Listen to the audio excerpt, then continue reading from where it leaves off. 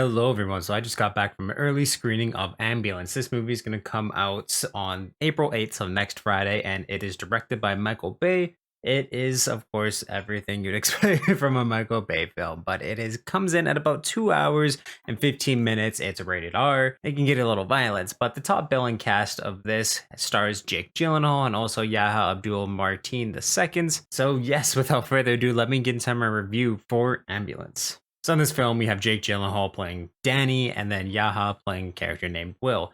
These two are both brothers, but adoptive brothers. They were both adopted by the same family, and they have a very, very strong bond when they were younger, but they separate for a little bit.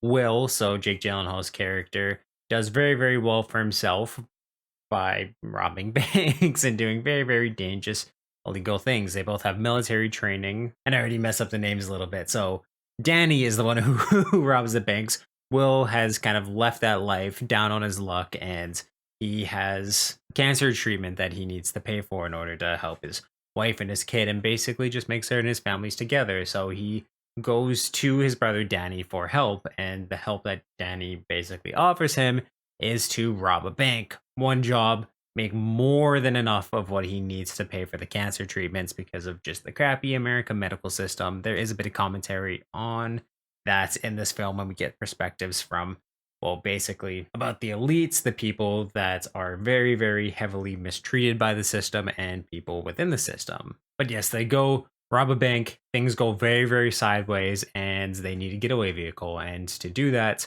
they kidnap an ambulance, but in the back is a cop who's shot. He's dying. They basically use that as leverage in order for the cops to kind of go easy on them and not just take out the ambulance and them straight away. And there is a nurse in the back of the ambulance who's trying to keep the patients alive. And again, they use her as leverage. So we have our three main cast characters right here. I'll just say events transpire past that, and I won't get too much more into it because that is the basics plot synopsis of this film. And it just basically turns into a crazy, ridiculous chase scene for the rest of the movie from there. That all happens within about the first half hour of the film. And yeah, then it just turns into a wicked, crazy, over the top, bonkers Michael Bay film chase scene. The action in this, of course, is nothing near the level of editing or kind of action that Michael Bay has done in the past. This is just absolutely ridiculous. And I mean, I expected nothing less. There's not really much of a story here, nor does the action kind of drive the plot like it would in Mad Max or things like that in terms of a big chase scene.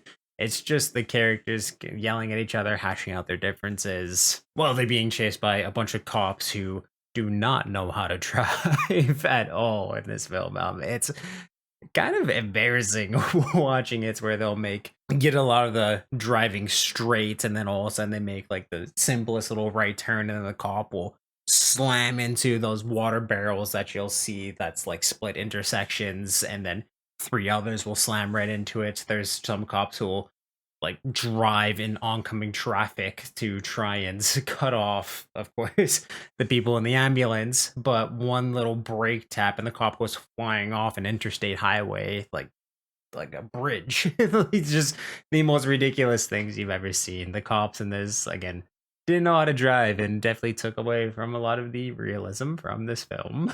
And it's not in a way that is like super, oh, crazy over the top action, like you're excited for it. It just looks and feels so goofy and unbelievable. Of course, the performances in this aren't too great either. Jake Gyllenhaal plays his typical psychotic but with some sort of moral codes character that he usually does, and him and his brother in this honestly have, I know this isn't saying much, but the best like chemistry and relationship that Michael Bay I think has ever been able to create between a couple of characters.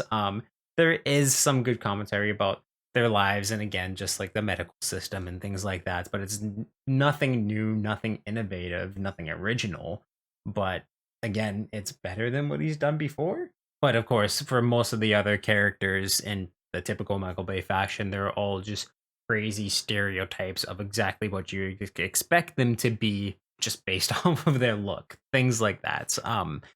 He doesn't really dive too much into the psyche of the characters, nor have them be static and change throughout the film. It's nowhere near a character study. It's just a super fueled, extremely over the top action film. Again, that I'm certain every single one of us was expecting this to be. That doesn't really go anywhere nor do anything interesting and new. And again, the action scenes and really what's supposed to drive this movie and make it enjoyable is just so bland and generic. And Michael Bay's done way better in the past. Again, the editing in this is really, really bad.